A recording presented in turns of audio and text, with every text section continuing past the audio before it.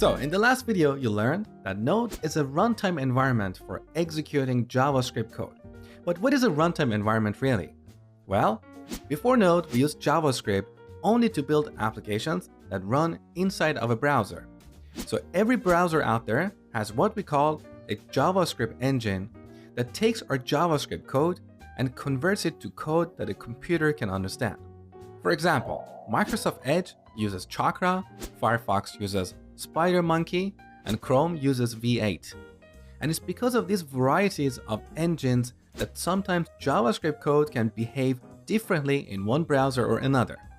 Now, a browser provides a runtime environment for JavaScript code. For example, you probably know that in browsers, we have the window or the document object. These objects allow us to work with the environment in which our code is running. Now, up to 2009, the only way to execute JavaScript code was inside of a browser. In 2009, Brian Dahl, the creator of Node, came up with a brilliant idea. He thought it would be great to execute JavaScript outside of a browser. So he took Google's V8 engine, which is the fastest JavaScript engine out there, and embedded it inside a C++ program and called that program Node. So similar to a browser, Node is a runtime environment for JavaScript code. It contains a JavaScript engine that can execute our JavaScript code. But it also has certain objects that provide an environment for our JavaScript code. But these objects are different from the environment objects we have in browsers. For example, we don't have the document object. Instead, we have other objects that give us more interesting capabilities. For example, we can work with the file system, listen for requests on a given port, and so on. We can't do stuff like that inside of a browser, right?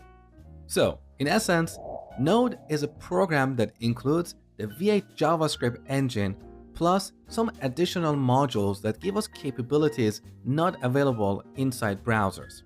We can work with the file system or the network and so on.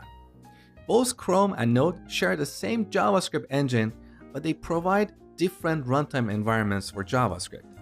Now, I've seen people comparing Node to C# or Ruby or some other programming languages.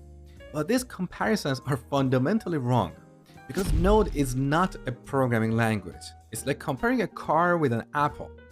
By the same token, Node should not be compared with frameworks such as ASP.NET or Rails or Django and so on. These are frameworks for building web applications. Node is not a framework. It's a runtime environment for executing JavaScript code. Next, we're going to look at how Node works.